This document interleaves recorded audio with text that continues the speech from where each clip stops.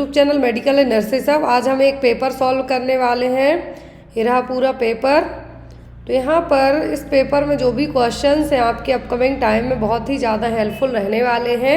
एक OMR based paper था जो कि आपके ANM वालों के लिए है पेपर। इसमें नेगेटिव मार्किंग थी, बट ये डिपेंड करता है कि आप किस स्टेट का पेपर दे रहे हो। तो यहाँ पर जो पेपर हुआ था 1 घंटे का था, क्योंकि इसमें ओनली 50 क्वेश्चंस आए थे। MPHW और ANM के लिए पेपर बहुत ही ज़्यादा हेल्पफुल होगा। अभी रिसेंट में मई मंथ में ही ये पेपर हुआ है। तो यहाँ पे आज हम इस पेपर को सॉल्व करने वाले हैं। तो डेली आपको जो एक क्लास होती है तो वो तो आपकी चलेगी, लेकिन आपको अभी ये पेपर भी है जो सॉल्व करवाए जाएंगे daily. And sorry for that कि अभी आपकी कुछ दिनों से क्लासेस नहीं हो पाई, उसके कुछ पर्सनल रीजंस थे, इसलिए बट अब आपकी है जो डेली क्लासेस की जाएंगी। तो आपको प्रॉपर विजुअलाइज हो रहा हो। तो आज की क्लास का जो हमारा पहला क्वेश्चन है बहुत ही ईजी सा क्वेश्चन है यहाँ पर। और कल है जो इंटरनेशनल नर्सेस डे है, 12th में है। तो आप सभी को लिए एडवांस में ही हैप्पी इंटरनेशनल नर्सेस डे। 12 मई को हर साल सेलिब्रेट करते हैं। तो लेकिन जो अभी हमारे सामने क्वेश्चन शो हो रहा है वो क्या है, WHO को लेके क्वेश्चन में कहा गया है आपको, which day was declared world tuberculosis day by world health organisation to celebrate world tuberculosis day. अब यहाँ पे देखिए क्वेश्चन तो बहुत इजी है, लेकिन क्वेश्चंस को बहुत सारे लोगों को लगेगा पता नहीं क्या पूछ लिया। सबको लगेगा कि WHO का दिन तो नहीं पूछ लिया, तो यहीं कंफ्यूज हो जाए। मार्क किसको कर दें, 7 अप्रैल को। किसको कर देंगे, 7 अप्रैल को, क्योंकि क्वेश्चन में सबसे पहले आपने देखा WHO। क्या देखा, WHO। अब क्वेश्चन में कहा गया है कि विश्व स्वास्थ्य संगठन के जो संगठन है WHO, वर्ल्ड हेल्थ ऑर्गेनाइजेशन है, इसके हिसाब से वर्ल्ड ट्यूबरक्लोसिस डे हम कब मनाते हैं। यहाँ पे क्वेश्चन में आपको यही पूछा गया है कि विश्व स्वास्थ्य संगठन के हिसाब से और WHO के हिसाब से हम जो ट्यूबरक्लोसिस डे है कब मनाते हैं। ये जो वर्ल्ड ट्यूबरक्लोसिस डे वो पूछा है। ऑप्शन में 24 मार्च, 24 अप्रैल, 7 अप्रैल या फिर 14 नवंबर। तो हम यहाँ पर 7 अप्रैल को तो क्या मनाते हैं, हेल्थ डे। क्या मनाएंगे, health day, international health day या फिर वर्ल्ड हेल्थ डे, 7 अप्रैल को। तो ये तो आपका नहीं होगा। 14 नवंबर को हम मनाते हैं क्या, चिल्ड्रंस डे। क्या मनाएंगे, चिल्ड्रंस डे। अब यहाँ पर जो आपका आंसर होगा वो क्या होगा, वो होगा 24 मार्च। क्या होगा, 24 मार्च, क्योंकि यहाँ पे आपको पूछा क्या गया है कि आप ट्यूबरक्लोसिस डे कब मनाते हैं। पूरे विश्व स्वास्थ्य संगठन के ने जो एक डेट दी गई है ट्यूबरक्लोसिस डे के लिए, वो क्या होगी, वो होगी 24 मार्च। तो आपका आंसर क्या होगा, ऑप्शन नंबर ए। क्या होगा, ऑप्शन नंबर ए, 24 मार्च। अगला क्वेश्चन है यहाँ पर, concept of multipurpose health worker was given by. जो मल्टीपर्पज हेल्थ वर्कर का कॉन्सेप्ट है किसने दिया था, किस कमेटी में दिया गया था, Mudaliar committee, Shrivastava committee, Mukherjee committee या फिर करतार सिंह कमेटी। कौन सी कमेटी में कॉन्सेप्ट दिया गया था मल्टीपर्पज हेल्थ वर्कर का। तो ये जो कमेटी है एग्जाम में आती हैं आपको, चारों कमेटी एग्जाम में, चारों के आपको पूरी आती है। और कमेटी जो यहाँ पे ऐड नहीं है सबसे ज़्यादा, तो वही आती है। जो मल्टीपर्पज हेल्थ वर्कर का कॉन्सेप्ट दिया गया था, ये दिया गया था करतार सिंह कमेटी में। किसमें, करतार सिंह कमेटी में। अगला क्वेश्चन है यहाँ पर, population covered by PHC in hilly area is. तो जितने भी पहाड़ी इलाके हैं, जितने भी पहाड़ी इलाके हैं वहाँ की PHC जो public health primary health centre है, कितनी पॉपुलेशन को कवर करेगा। हिली में पूछा है, प्लेन में नहीं, हिली में। तो 20,000, 30,000, 5,000 या फिर 2,000, कितनी पॉपुलेशन को कवर करेगा। यदि PHC पूछा जाता है हिली ट्राइबल एरिया में, तब होगा कितना, पहाड़ी इलाकों में पूछेंगे तो कितना होगा, 20,000। कितना, 20,000। यदि यहाँ पे प्लेन एरिया की बात करते तब कहते आप कितना, 30,000। लेकिन हिली एरिया की बात की गई है तो कितना होगा, 20,000। यदि आपको सब सेंटर पूछते तो यहाँ पर जो पहाड़ी इलाके होते वहाँ पे 3,000, प्लेन होते तो 5,000। क्लियर। अगला क्वेश्चन है हमारा, the 3 tyre structure of local self government does not include. तो यहाँ पर 3 टायर सिस्टम में 3 लेवल होते हैं। Third 1, 2 and 3। तो 3 लेवल होते हैं लोकल सेल्फ गवर्नमेंट में, उसका हिस्सा कौन सा नहीं है? पंचायत समिति, विलेज कमेटी, जिला परिषद या फिर ग्राम पंचायत। कौन सा नहीं है यहाँ पे वो पूछा गया है। जिला परिषद होती है डिस्ट्रिक्ट लेवल पे, कहाँ पे? डिस्ट्रिक्ट लेवल पे। ग्राम पंचायत विलेज लेवल पे होगी, पंचायत समिति होगी, लेकिन विलेज कमेटी नहीं होती है। क्या है? विलेज कमेटी नहीं होती है। तो यहाँ पर आपका आंसर भी क्या होगा? Option number B. क्या होगा? Village committee. ये एग्जाम में क्वेश्चन आता है। 3 टायर जो स्ट्रक्चर होता है लोकल सेल्फ गवर्नमेंट का, उसमें पंचायत समिति होगी, जिला परिषद होगा, ग्राम पंचायत होगा। Next one, through out the country every year anti malaria month is observe during the month of. तो यहाँ पर हर साल हम एंटी मलेरिया मंथ कब मनाते हैं? किस महीने में? जून, जुलाई, दिसंबर या फिर जनवरी। और आज के जो 50 क्वेश्चन यहाँ पर हम इस ANM के सॉल्व करने वाले हैं, ये हमने किसी ना किसी क्लास में तो पूरे क्वेश्चन पढ़े हैं एज एन जैसे आपको इस पेपर में आए हैं, बिना किसी मॉडिफिकेशन के। तो हम हर साल जो एंटी मलेरिया मंथ मनाते हैं वो कब होता है? वो होता है जून में। कब होता है? जून के महीने में, क्योंकि बारिश स्टार्ट होती है, मच्छरों का पनपना इसी मंथ से शुरू होता है। तो जून के जो पूरे मंथ है हम इसको एंटी मलेरिया मंथ के तौर पे है जो क्या करते हैं? सेलिब्रेट करते हैं। इसमें हमें अवेयरनेस क्रिएट करनी होती है कि अलग अलग कैटेगरी के स्पीसीज के जो मच्छर हैं उनसे कौन सी बीमारी हो सकती है, उनकी ब्रीडिंग को कैसे स्टॉप कर सकते हैं और किस तरीके से बीमारियों से बच सकते हैं, क्या क्या प्रिकॉशन बरतने हैं आपको, सभी। Next one is name a casual organisation that is responsible for causing TB। तो यहाँ पर जो पॉजिटिव एजेंट पूछा है TB के लिए वो कौन सा है? बैक्टीरिया है, वायरस है, प्रोटोजोआ है कि नन ऑफ द अबव है? ट्यूबरक्लोसिस का पॉजिटिव ऑर्गेनिज्म क्या होता है? माइकोबैक्टीरियम ट्यूबरक्लाई, जो कि क्या है? जो कि एक बैक्टीरिया है। क्या है? बैक्टीरिया है। अगला क्वेश्चन है यहाँ पे, the Snellen chart is used to. Snellen chart है जो किसके लिए यूज किया जाता है? Measure intraocular pressure, measure eye pain, measure visual acuity, assess the degree of colour blindness. तो यहाँ पर जो स्नेलन चार्ट है किसके लिए यूज किया जाता है? सबको पता होना चाहिए। तो जो स्नेलन चार्ट है, क्या है? स्नेलन चार्ट है, यूज किया जाता है विजुअल एक्विटी को पता करने के लिए। किसके लिए? विजुअल एक्विटी के लिए। आंसर होगा सी। इंट्राओक्यूलर प्रेशर के लिए यूज किया जाता है टोनोमीट्री। क्या है? टोनोमीटर भी आप यहाँ पे इसको कह सकते हैं। तो टोनोमीटर यूज किया जाता है किसके लिए? इंट्राओक्यूलर प्रेशर के लिए। कलर ब्लाइंडनेस के लिए होता है इशिहारा चार्ट। क्या होता है? Ishihara chart. तो यहाँ पर आंसर होगा कि स्नेलन चार्ट। तो विजुअल एक्विटी चेक करने के लिए यूज किया जाता है। इंट्राओक्यूलर प्रेशर चेक क्यों किया जाता है? ग्लूकोमा का पता करने के लिए, क्योंकि ग्लूकोमा में ही इंट्राओक्यूलर प्रेशर बढ़ता है। और इंट्राओक्यूलर प्रेशर को चेक कैसे किया जाएगा? टोनोमीटर टेस्ट से। किससे? टोनोमीटर टेस्ट से। अगला क्वेश्चन है यहाँ पे, in measles which vitamin deficiency occurs. तो मीजल्स है जो, मीजल्स में कौन सी विटामिन की कमी हो सकती है या फिर किसकी कमी से मीजल्स हो सकता है? विटामिन ए, विटामिन बी, सी या फिर डी?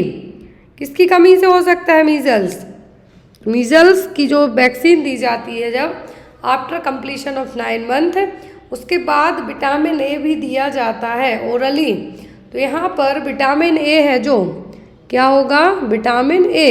क्या होगा? विटामिन ए का कनेक्शन किससे होगा? मीजल्स से। तो यहाँ पे आपका आंसर क्या होगा? Vitamin A. Right answer is option number A. याद रखना है, मीजल्स कहें और साथ में कोई विटामिन पूछ लें, मीजल्स और साथ में कोई विटामिन पूछ लें तो हमेशा आपका आंसर होना चाहिए विटामिन ए। वुंड हीलिंग से रिलेट करता पूछें तो वो क्या होगा, विटामिन सी। हड्डियों से रिलेट करता हुआ पूछे तो वो होगा यहाँ पर विटामिन डी। अब यहाँ पर विटामिन बी कैटेगरी से तो बहुत सारे क्वेश्चंस एग्जाम में आते हैं कि जो वेजिटेरियन में जो वेजिटेरियन लोग हैं उनमें किसकी कमी हो सकती है, तो वो होता है B12, क्योंकि B12 सबसे कम पाया जाता है वेजिटेरियंस में। और क्योंकि इसका जो मेन सोर्स तो वही होता है, मीट होगा, मटन होगा, लेकिन जो वेजिटेरियन है वो ये सब नहीं खाते, तो उनमें कमी होने के चांसेस रह सकते हैं B12 की कमी के। Next one, in ICDS the requirement in pregnant females is. तो ICDS में प्रेग्नेंट फीमेल्स में कितनी ज़रूरत होगी, ICDS के तहत, इंटीग्रेटेड चाइल्ड डेवलपमेंट स्कीम के तहत 300 calories 15 gram protein, 300 calories 25 gram protein, 500 calories 15 gram of protein, या फिर 500 कैलोरी 25 ग्राम प्रोटीन। तो ICDS प्रोग्राम के तहत पूछा गया है, तो ये कितना होगा, 500 कैलोरी प्रेग्नेंट लेडीज़ में और 25 ग्राम प्रोटीन पर डे। कितना, डेली 500 कैलोरीज एक्स्ट्रा ली जानी है और 25 ग्राम प्रोटीन है जो अलग से होगा। तो आंसर आपका क्या होगा, option number D. Next one, 5 clean practices under strategies for elimination of neonatal tetanus include all except. तो न्यूनेट्स के लिए टिटनेस से प्रिवेंट करना है हमें, तो 5 क्लीन प्रैक्टिस अपनाई जाती हैं। उनमें से सभी हैं किसी एक को छोड़कर, क्या है, सभी हैं किसी एक को छोड़कर न्यूनेटल टिटनेस से बचाना है। तो new blade for cutting the cord, clean the airway, clean surface for delivery, clean hand of the attendant. कौन सा यहाँ पर नहीं है वो पूछा गया है। सबसे पहले होता है कि जो कॉर्ड कट करना है उसके लिए न्यू ब्लेड यूज़ की जाए। सरफेस जो डिलीवरी की है वो भी, क्योंकि वहाँ चिपके हो सकते टिटनेस के बैक्टीरिया और बच्चे को न्यूनेटल टिटनेस हो सकता है। हैंड क्लीन होने चाहिए बर्थ अटेंडेंट के। और जो यहाँ पर जो 5 क्लीन प्रैक्टिस है, क्या है, 5 क्लीन प्रैक्टिस है यहाँ पर। तो इन 5 क्लीन प्रैक्टिस में से जो हाथ क्लीन होना, cord tie, clean cord tie भी करना है, यहाँ पे कटिंग भी करनी है, क्लीन सरफेस और क्लीन ब्लेड, ये 5 चीज़ें होनी चाहिए। तो यहाँ पर क्या है, cutting the cord, new blade है, ये बिल्कुल सही है। क्लीन सरफेस होना चाहिए, क्लीन और न्यू ब्लेड होना चाहिए, जो बर्थ अटेंडेंट है उसके हाथ क्लीन होने चाहिए और जो सरफेस एरिया है वो क्लीन होना चाहिए। लेकिन क्लीन द एयरवे इसका हिस्सा नहीं होगा। क्या होगा, क्लीन द एयरवे इसका हिस्सा नहीं होगा। Next one, plastic wrapper of surgical syringe should be discarded in. तो प्लास्टिक वेस्ट पूछा है, किसी सर्जिकल सिरिंज का जो प्लास्टिक का रैपर है किसमें डिस्कार्ड करेंगे हम, red bag, blue bag, black bag या फिर येलो बैग में। कौन से कलर के बैग में ये जाएगा, तो ये जाएगा किसमें, ब्लैक में। इसमें जाएगा ब्लैक कलर के बैग में। Next one, each tablet of iron and folic acid administered to pregnant women contains. तो एक आयरन फॉलिक एसिड की टैबलेट में कितना जो अमाउंट रहेगा आयरन का, 300 mg of elemental, 100 mg of elemental, 50 mg या फिर 20 mg ऑफ एलिमेंटल आयरन। कितना होगा, एलिमेंटल आयरन की बात की जा रही है तो वो होता है 100 mg। कितना होता है, 100 mg ऑफ एलिमेंटल आयरन है जो रहेगा एक आयरन फॉलिक एसिड की टैबलेट जो प्रेग्नेंट लेडी को दी जाएगी उसमें। अगला क्वेश्चन है, all are the barrier contraceptive except. Barrier contraceptive सभी है किसी एक को छोड़कर, male condom, female condom, diaphragm या फिर माला डी। माला डी है जो पिल में आएगी, किस में आएगी, पिल में आएगी।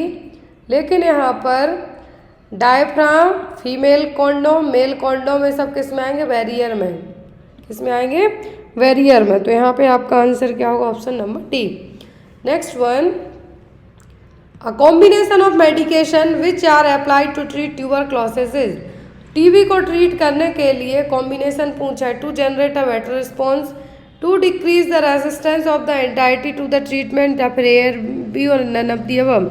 कौन सा यहाँ पे आपका सही होगा, तो बेटर रिस्पॉन्स के साथ साथ रेजिस्टेंसी को भी कम करने के लिए पूरे ट्रीटमेंट में यूज़ किया जाता है मल्टी ड्रग ट्रीटमेंट। जो यहाँ पर टीबी में डॉट्स होता है वो इसी के लिए किया जाएगा।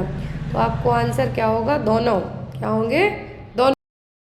फुल फॉर्म ऑफ JSSK, तो JSSK का फुल फॉर्म पूछा है। ऑप्शन में जननी शिशु समृद्धि कल्याण योजना, जननी शिशु सर्विसेज कार्यक्रम, या फिर जननी शिशु सुरक्षा कार्यक्रम, या फिर जननी सोशल सर्विस कल्याण योजना।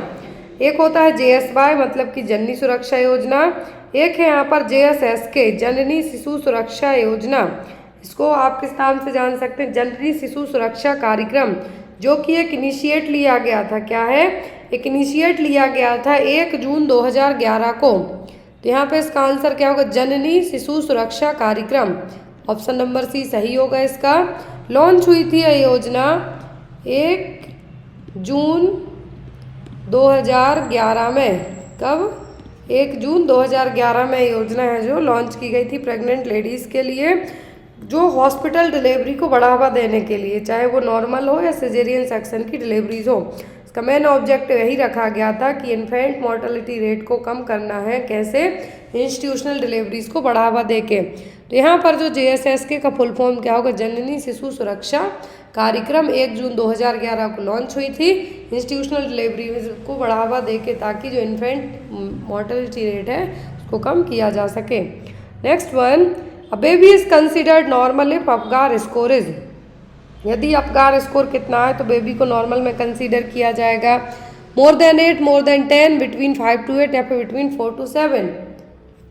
तो जो अपगार स्कोर है सॉरी, अपगार स्कोर का मैक्सिमम स्कोरिंग कितना होता है, 10 तक ही। तो मोर देन 10 तो नहीं होगा, कितना होगा, मोर देन 10 तो नहीं होगा।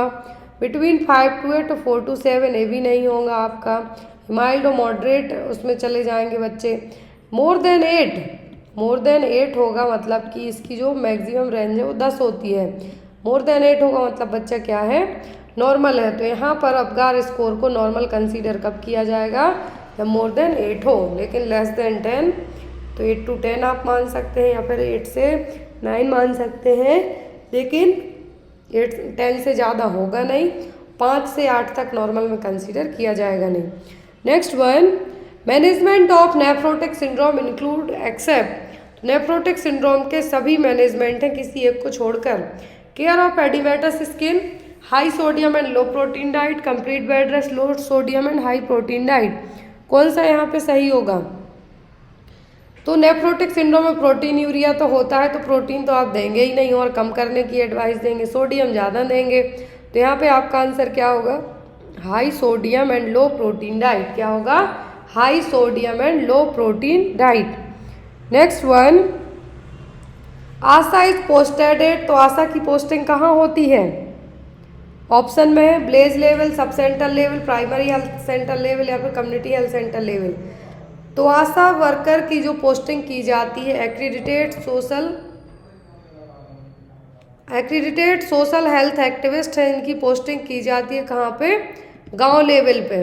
कितनी जनता के बीच में, 1000, कितनी 1000 पॉपुलेशन होती है, वहाँ पर इनको पोस्टेड किया जाता है। फुल फॉर्म होता है accredited social health activist. Next one is the first vaccine was developed by, तो पहली वैक्सीन की जो डिस्कवरी बनी थी वो कब हुई थी, ऑप्शन है यहाँ पर लुइस पास्चर ने, एडवर्ड जेनर, कार्ल लैंडस्टीनर, या फिर जोसेफ मिस्टर। किसने है जो पहली वैक्सीन को बनाया था, तो पहली वैक्सीन किसने बनाई थी, लुइस पास्चर ने। किसने, first vaccine was developed by Louis Pasteur. लेकिन जो जनक हैं वैक्सीनेशन के वो कहलाते हैं कौन, Edward Jenner. Next one, Karl Landsteiner ने ब्लड ग्रुप की खोज की थी। Next is what are the symptoms of the people suffering from latent tuberculosis infection. कौन से सिम्टम है यहाँ पर, लेटेंट ट्यूबरक्लोसिस के सिम्टम कौन से हैं, have no symptom, patient feel sick, spread TB bacteria to other, patient have a negative TB blood test. तो यहाँ पर आपका आंसर क्या होगा, लेटेंट ट्यूबरक्लोसिस में मरीज को लक्षण नहीं दिखाई देते हैं। क्या होगा, मरीज को लक्षण नहीं दिखाई देंगे, लेकिन वो टीबी पॉजिटिव होगा। एक्टिव में लक्षण दिखना स्टार्ट होंगे, लेकिन लेटेंट ट्यूबरक्लोसिस में मरीज को कोई भी सिम्टम नहीं दिखाई देंगे। नेक्स्ट वन, बहुत ही अच्छा और प्यारा सा पेपर है, disinfection and sterilization of blood spills done by. तो यदि ब्लड गिर गया है कहीं पर भी तो उसको डिसइंफेक्ट और स्टरलाइजेशन कैसे करेंगे? फॉर्मेल्डिहाइड से, सोडियम हाइपोक्लोराइड टिंचर या फिर फिनॉल से। कैसे क्लीन करेंगे आप? यदि कहीं पर भी ब्लड स्पिल हो गया है, फैल गया है, तो 2% सोडियम हाइपोक्लोराइड से। किससे? 2% या फिर नहीं है 2%, तो किससे? सोडियम हाइपोक्लोराइड से। Next one, who are not beneficiaries of ICDS scheme? ICDS scheme के जो लाभार्थी हैं वो कौन नहीं है? Adolescent female, pregnant female, lactating female या फिर school going children.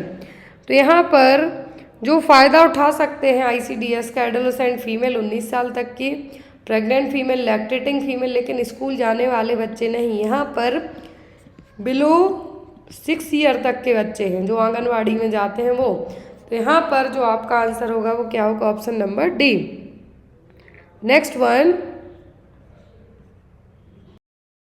which of the following drug is supposed to prevent congenital neural tube defect?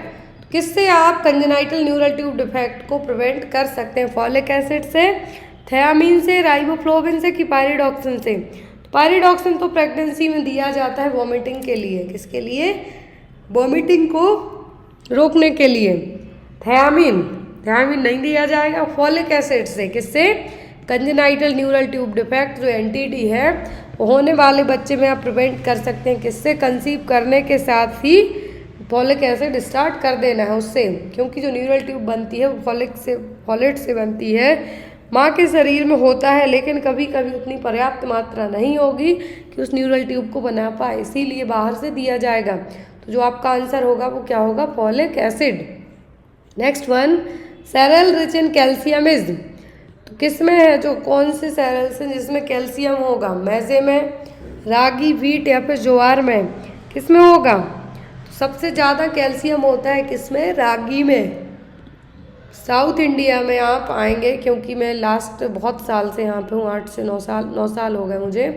तो यहाँ पर आपको जो स्पेशली जो बेंगलोरियन या फिर साउथ के लोग हैं, तमिल साइड के हैं या फिर कर्नाटका के हैं, आंध्रा के हैं, वो यहाँ पर जनरली आपको रागी दिन भर के पूरे खाने में से एक बार तो आपको रागी से रिलेट करते आइटम जरूर मिलेंगे। तो सबसे ज़्यादा कैल्शियम किस में होगा? इनमें से होगा रागी में। किसमें? रागी में। नेक्स्ट वन, विटामिन के डेफिशिएंसी लीड्स टू, तो विटामिन के की कमी से क्या हो सकता है? Problem in blood coagulation, problem in calcium metabolism, problem in digestion या फिर ऑल ऑफ दी अबव? किस में प्रॉब्लम होगी? यदि हमारे शरीर में विटामिन के की कमी है तो विटामिन के को किस एंटी कोआगुलेंट विटामिन के नाम से भी जान सकते हैं? वो होगा यहाँ पर आपका option number A, problem in blood coagulation. Blood के जो थक्के जमाने में हेल्प करता है वो होगा विटामिन के। Next one, world health day, first question tuberculosis day का था, अब ये हेल्थ डे का। तो हर साल कब मनाते हैं? 7 अप्रैल को। कब मनाते हैं? 7 अप्रैल को। Next one, method of health education people learn by exchanging views and information. तो हेल्थ एजुकेशन की कौन सी मेथड है जिसमें लोग अपने आइडियाज़ और जो इन्फॉर्मेशन है उसको एक्सचेंज करते हैं? सिंपोजियम में, ग्रुप डिस्कशन, वर्कशॉप या फिर रोल प्ले में? किस में ऐसा करेंगे? तो ये किया जाता है ग्रुप डिस्कशन में। किस में? ग्रुप डिस्कशन में। ग्रुप डिस्कशन में ये किया जाएगा कि जो अपने अपने थॉट्स हैं, व्यूज़ हैं, वो सब आप एक्सचेंज करके एक दूसरे के साथ बैठ के है जो क्या कर सकते हैं? अपना नॉलेज बढ़ा सकते हैं। Next one, the polio virus infection is spread through, तो जो पोलियो का वायरस है वो कैसे फैलता है? ब्रेस्ट फीडिंग से, फीको ओरल रूट से, प्लेसेंटल रूट या फिर सेक्सुअल रूट? किस रूट से कॉमनली फैलता है? तो ये फैलता है फीकल ओरल रूट से। जो पोलियो वायरस का इन्फेक्शन है कैसे फैलता है? फीकल ओरल रूट से। ये जो बॉडी का सिस्टम अफेक्ट होता है वो क्या होता है? Nervous system.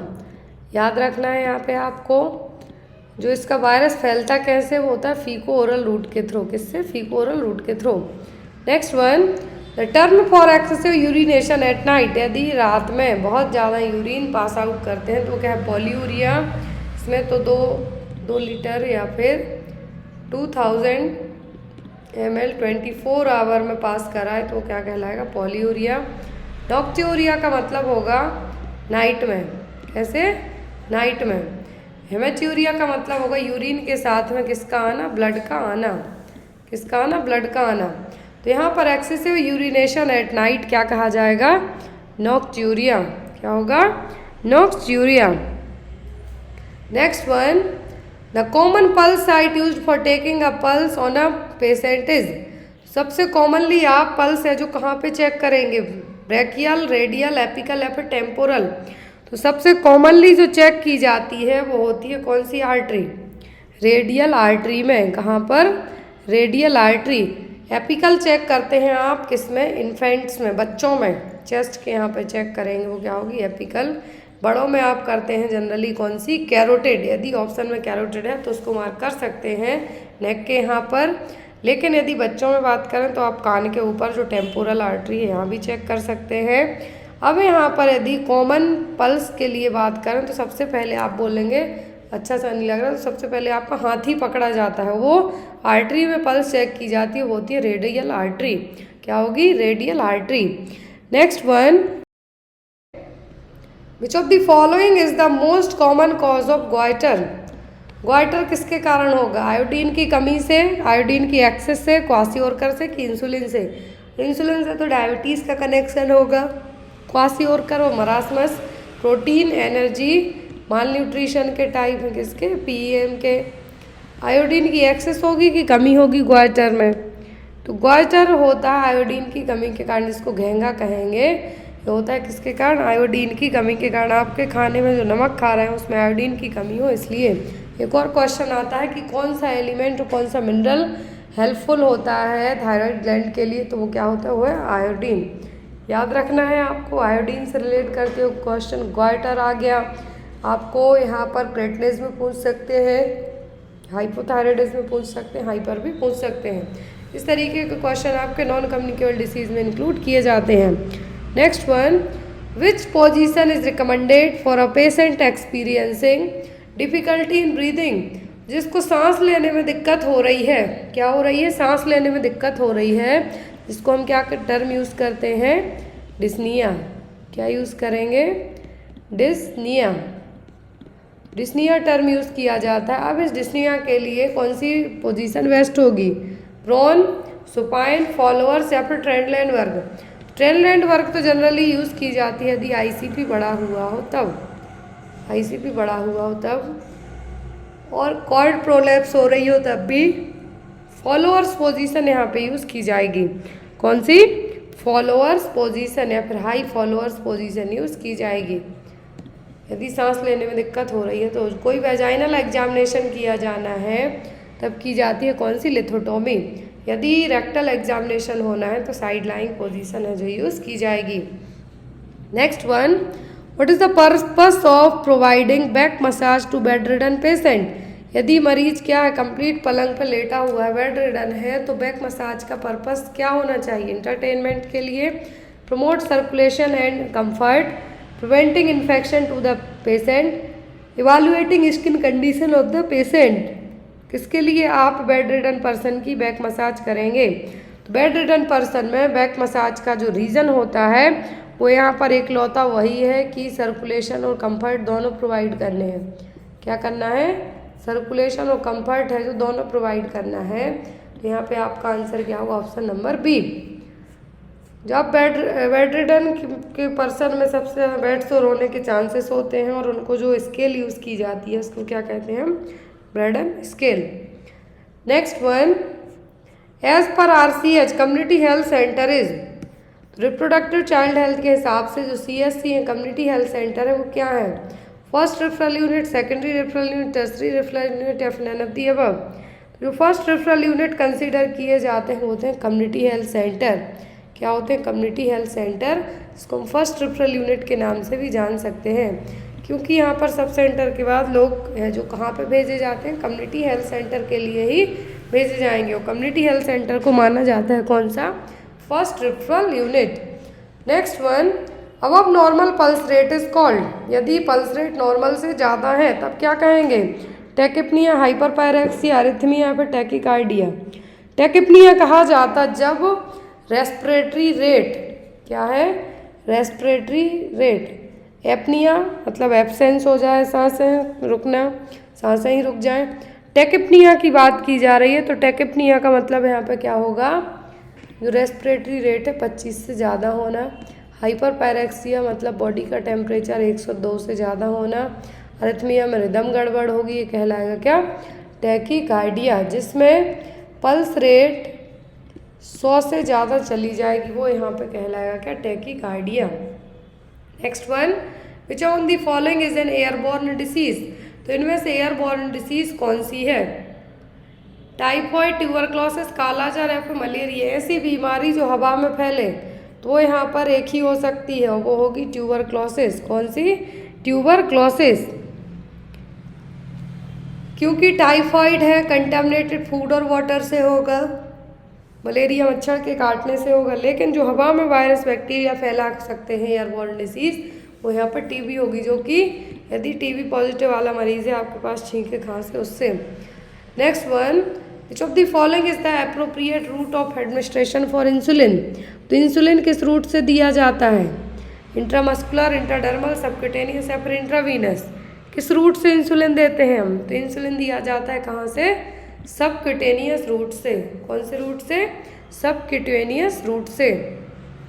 Next one, UNICEF was established इन, तो यूनिसेफ की स्थापना कब हुई थी, अभी हाल फिलहाल में जो इंडिया की तरफ से एम्बेसडर बनी है, प्रियंका चोपड़ा तो थी ही, गुडविल एम्बेसडर थी यूनिसेफ की, अभी हाल फिलहाल में करीना कपूर खान को भी बनाया गया है, पूछा जा सकता है। तो यहाँ पर UNICEF United Nation International children's emergency fund, ये बच्चों के लिए काम करता है। यूनिसेफ मतलब कि बच्चों के लिए काम करता है। इसकी स्थापना कब हुई थी, 1946 में, 1948 में, 1952 या फिर 1955 में। कब यूनिसेफ की स्थापना हुई थी, तो 48 में हुई थी WHO की, इसकी WHO की, यूनिसेफ की हुई थी कब, 1946 में। याद रखना है आपको, यूनिसेफ मतलब 1946, कितना, 19, हाँ UNICEF 1946, WHO 1948। Next one is, UNICEF काम किसके लिए करता है, जैसा मैंने कहा आपको, बच्चों के लिए। Next one is 39, Vande Mataram scheme is included in, तो वंदे मातरम स्कीम किससे रिलेट करती है, RCH प्रोग्राम, JSY, ICT या फिर IMNCI, तो रिप्रोडक्टिव चाइल्ड हेल्थ से, जननी सुरक्षा योजना, इंटीग्रेटेड चाइल्ड डेवलपमेंट स्कीम या फिर IMNCI प्रोग्राम से Vande Mataram scheme. Vande Mataram scheme relate करेगी किससे, RCH से, किससे, RCH प्रोग्राम से। तो यहाँ पे आपका आंसर क्या होगा, RCH प्रोग्राम, क्या होगा, RCH program. Next one is, baby is termed as preterm baby है फिर बॉर्न बिफोर, बेबी के लिए प्रीटर्म कहा जाएगा जब वो कितने हफ्ते के पहले पैदा होगा, 32 वीक्स ऑफ जेस्टेशन, 34, 37 या फिर 38। तो नॉर्मल टर्म प्रेगनेंसी कंसीडर की जाती है 37 हफ्तों की, कितनी, 37 हफ्तों की। इसको प्री में कंसीडर कब किया जाएगा, जब ये 37 हफ्ते से पहले पैदा हो जाए। तो यहाँ पर बॉर्न बिफोर पूछा है, तो जो बच्चे प्रीटर्म बेबी कहलाएंगे, जो 37 हफ्तों के जेस्टेशनल वीक के पहले ही पैदा हो गए हो, वो क्या कहलाते हैं, यहाँ पर कहलाते हैं प्रीटर्म बेबी। क्या होंगे, preterm baby. Next one, nosocomial infection occurs in, nosocomial infection है जो कब देखने को मिलेगा, एग्रीकल्चरल फील्ड में, क्राउडेड प्लेस, वर्किंग प्लेस या हॉस्पिटल में। सबको पता है नोजोकोमियल इन्फेक्शन का नाम ही है दूसरा, हॉस्पिटल एक्वायर्ड इन्फेक्शन। क्या होगा, hospital acquired infection. Next one is, all of the following are grass root level worker except, सभी ग्रास रूट लेवल वर्कर हैं किसी एक को छोड़कर, anganwadi worker, health assistant, trained दाई या फिर विलेज हेल्थ गाइड्स। कौन सी हैं जो ग्रास रूट लेवल वर्कर नहीं, आंगनवाड़ी हैं, ट्रेंड दाई हैं, विलेज हेल्थ गाइड हैं, लेकिन हेल्थ असिस्टेंट क्या है, हेल्थ असिस्टेंट है जो इसका हिस्सा नहीं है। मतलब कि ग्रास रूट लेवल वर्कर का हिस्सा कौन नहीं है, हेल्थ असिस्टेंट। बाकी आंगनवाड़ी वर्कर हैं जो ट्रेंड दाई हैं डिलीवरी के लिए, विलेज हेल्थ गाइड्स हैं। तो यहाँ पे सभी होंगे किसी एक को छोड़कर, तो वो क्या होगा, health assistants. Next one, in following which is not a spacing contraceptive method, तो स्पेसिंग मेथड इनमें से कौन सी नहीं है? कॉन्डोम, माला एन, वैसेक्टोमी, कॉपर टी। तो स्पेसिंग नहीं है, वैसेक्टोमी होगा, क्योंकि ये क्या है? परमानेंट है। क्या है? परमानेंट। वास्ट डिफरेंस को कट करके है जो टाइप कर दिया जाएगा, तो यहाँ पर कौन सी होगी? वैसेक्टोमी। ये स्पेसिंग नहीं है, परमानेंट हो जाएंगी। Next one, in following which disease is caused by excessive consumption of khesari dal. खेसरी दाल को खाने से क्या हो सकता है? डायबिटीज़, ड्रोपथैल्मिया, ड्रॉप्सी या प्लेथरिज्म। क्या होने के चांसेस रहेंगे? तो जो लोग खेसरी दाल खाते हैं उनको लेथरिज्म होने के चांसेस ज़्यादा रहेंगे। किसके? लेथरिज्म होने के। Next one, which of the most widely used method for cervical cancer screening. Cervical cancer screening के लिए जो मेथड अपनाई जाती है वो क्या है? कोल्पोस्कोपी, एचपीवी वैक्सीन, बायोप्सी या पेप स्मीयर। एचपीवी वैक्सीन तो है जो दी जाएगी सर्वाइकल कैंसर को प्रिवेंट करने के लिए। स्क्रीनिंग टेस्ट की बात की जा रही है सर्वाइकल कैंसर में, तो वो होता है क्या? पेप स्मीयर। क्या होगा? पेप स्मीयर। तो यहाँ पे आपका आंसर क्या होगा? Option number D. Next one, in following which is not an absolute contraindication of IUDs. Intra uterine devices के लिए कौन सा है जो एब्सोल्यूट कॉन्ट्राइंडिकेशन नहीं? Anaemia, suspected pregnancy, pelvic inflammatory disease या फिर वेजाइनल ब्लीडिंग। किस केस में है जो आप आईयूडी लगवा सकते हैं? तो वो होगा एनीमिया। क्या होगा? एनीमिया। यदि प्रेगनेंसी सस्पेक्ट है तो भी नहीं लगेगा, पीआईडी है तब भी नहीं लगेगा, ब्लीडिंग हो रही है तब भी नहीं लगेगा, क्योंकि इसका एक साइड इफेक्ट ही होता है हाई ब्लीडिंग होना, सीवियर ब्लीडिंग। तो एनीमिया वाले केस में है जो ये कंप्लीट एब्सोल्यूट कॉन्ट्राइंडिकेशन नहीं है। Next one, child would develop mental illness if one doesn't get. बच्चे को मेंटल इलनेस हो सकती है यदि उसको क्या ना मिले? अफेक्शन, इनकरेजमेंट, लव और बिलोंगिंग्स या फिर ऑल ऑफ दी अबव। बच्चे पर इन सभी चीज़ों का मेंटली असर बहुत बुरा पड़ता है। तो यदि बच्चों को आप प्रॉपर केयर दें, अफेक्शन की ज़रूरत है, इनकरेज करें उन्हें, उनके लव वन है, बिलोंगिंग्स, उनकी चीज़ें सब की ज़रूरत है, यदि ये नहीं मिलता है तब बच्चों को मेंटल इलनेस हो सकती है। लेकिन यदि इनको मिले mental illness if one doesn't get, इनमें से ना मिले तो हो सकता है। तो यहाँ पर आंसर होगा आपका क्या? All of the above. ये सब चीज़ें ज़रूरी है। Next one, during a prenatal visit a patient tells you her last menstrual period was 21 May 2022 based on the Naegele's rule, where is the estimated due date of her baby. ETD calculate करनी है Naegele's rule के हिसाब से। तो Naegele's rule के हिसाब से क्या होता है? एलएमपी। तो उसने जो लेडी ने अपना एलएमपी बताया कब का था? 21 मई 2022। तो एलएमपी का पहला दिन मतलब कि 21 मई, क्या होगा? 21 मई प्लस 9 मंथ प्लस 7 डेज, क्या है? 7 दिन। 21 मई से लेके आपको काउंट करना है। मई, जून, जुलाई, अगस्त, सितंबर, अक्टूबर, नवंबर, दिसंबर, जनवरी, फरवरी, 21 फरवरी। अब इसमें आपको 7 दिन और जोड़ने हैं, आपको 7 दिन और जोड़ने हैं, और 2022 है तो यहाँ पे आपका 23 लग जाएगा। तो आपका आंसर क्या होगा? तो एलएमपी का मतलब है यहाँ पर एलएमपी लास्ट मेंस्ट्रुअल पीरियड का पहला दिन मतलब कि 21 मई प्लस 9 मंथ प्लस 7 दिन और जोड़ दिए आपने, तो आपका ईडीडी इतना इजीली निकल के आ गया। तो जो ईडीडी निकल के आएगा वो आपका क्या होगा? वो होगा फरवरी 28, 2023। क्या होगा? फरवरी 28, 2023। 22 आप मार्क नहीं करेंगे। क्यों नहीं करेंगे? क्योंकि बैकवर्ड थोड़ी जानी, प्रेगनेंसी आगे कोई जाएगी।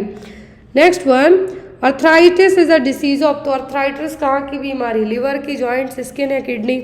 सबको पता है अर्थराइटिस, घुटनों में दर्द होगा, रेडनेस होगी, स्वेलिंग होगी।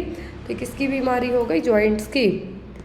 लास्ट क्वेश्चन है, what is the purpose of using a warm compress on a patient सोर मसल्स।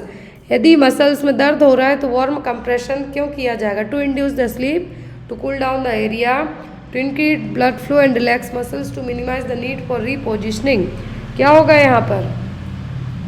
यदि आपको कहीं पे भी लग जाता है तो यहाँ पे आप क्या करेंगे? मसल्स में पेन हो रहा है गर्माहट दी जाएगी, फिजियोथेरेपी होती है तब भी मान लो। क्यों दिया जाता है? ताकि ब्लड फ्लो इंक्रीज हो और मसल्स क्या हो, रिलैक्स हो। आंसर होगा आपका क्या, सी।